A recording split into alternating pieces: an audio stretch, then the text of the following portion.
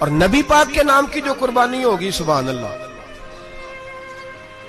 میں کرامات کا زیادہ قائل نہیں، ہم کرامات کے نہیں کیفیات کے قائل ہیں، کیفیات کی. اور دین ویسے بھی لفظوں کا نام نہیں، کیفیت کا نام ہے. میرے ایسا فرمایا کرتے تھے ہم کرامت سے زیادہ کیفیت کے قائل ہیں. اگر مرید ساری زندگی کرامتیں سناتا رہے اور کبھی اسے مدینے جانے کا شوق ہی پیدا نہ ہو، کبھی نبی پاک کے نام پہ آنسو نہ آئے، تو پھر کرامت کا فائدہ نہیں، کیفیت تو ملی نہیں اسے. ہم کیفیت. اسی طرح ہم نظرانے کے نہیں، نظر آنے کے قائل ہیں.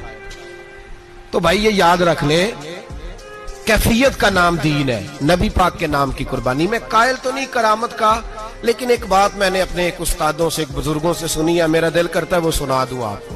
اور بزرگوں کا قول ہے، اصل رنگ جو میں عرض کر رہا ہوں اسی رنگ میں اس کو رکھیے گا، اور جس حد تک میں بات کر رہا ہوں اسی حد تک رکھیے گا.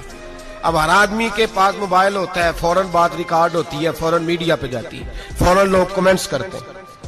تو بھائی جس حد تک سناؤں اسی حد تک رکھیے گا. میرے ایک بزرگ فرمایا کرتے ہیں کہ نبی پاک کے نام کا جانور ذبح کرو اور وہ گوشت اس آدمی کو کھلاؤ جس کا حافظہ کمزور ہے، اللہ اسے وسیع حافظہ عطا فرمائے گا.